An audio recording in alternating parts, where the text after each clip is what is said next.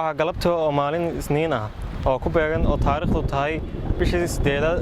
2022 oo ku beegan sanadka cusub ee Hijriyada 1443 waxaa noogu yimaaday wasaaradda warfaafinta dhaqanka iyo wacyigelinta ayax kumanaan ayaxa oo fara badan taasi oo cirkeed dhulkaba shaqlay mana markii ugu horeysay oo ayax noocan kala yimaaday wasaaradda warfaafinta dhaqanka iyo wacyigelinta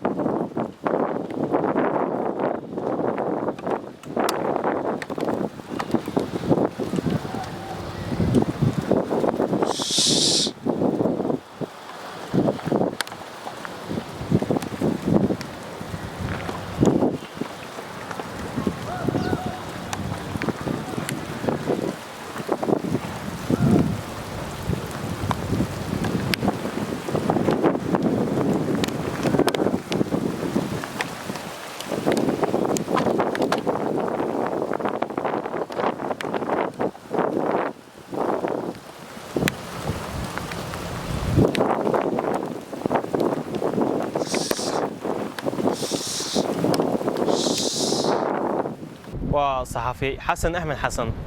وكالة عالمية سمكة 47 ميديا جروب مقالة هرقيسة